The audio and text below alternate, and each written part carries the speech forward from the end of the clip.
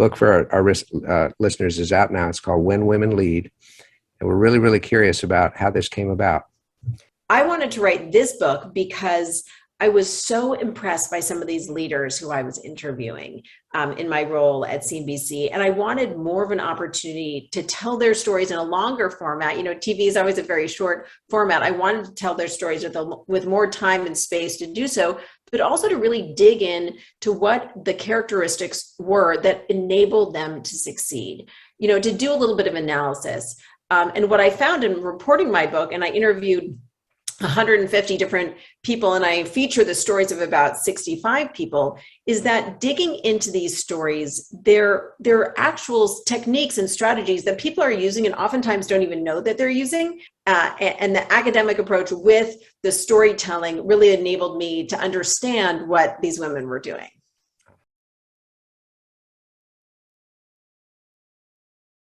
In the media, there's been a big focus on Elizabeth Holmes.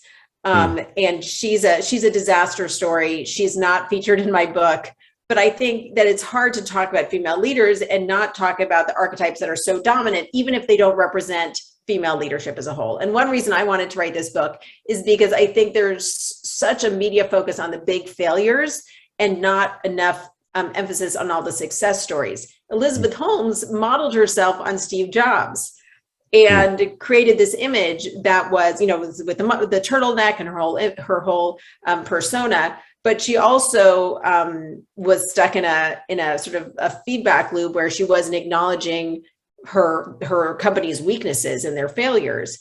And I think that if she was an example of someone who has failed with spectacular results, it would be her.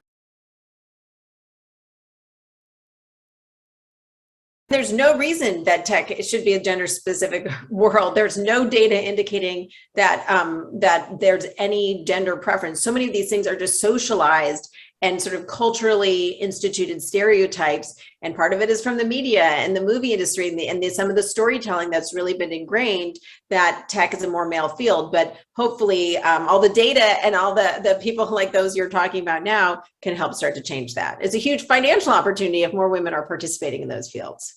Absolutely right. All for it.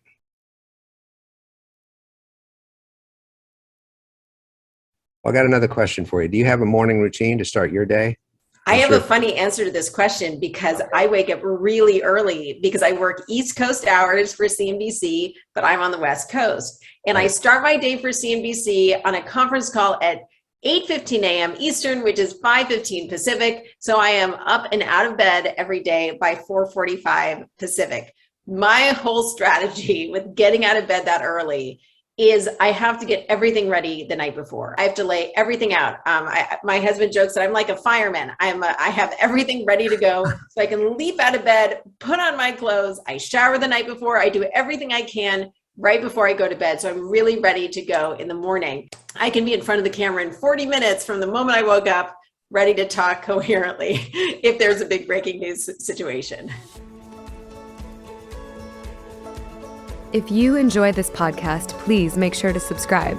To stay updated on everything that the Action Catalyst is up to, make sure to follow us on Facebook and Instagram at Action Catalyst Podcast and Twitter at Catalyst_Action. Thanks for listening.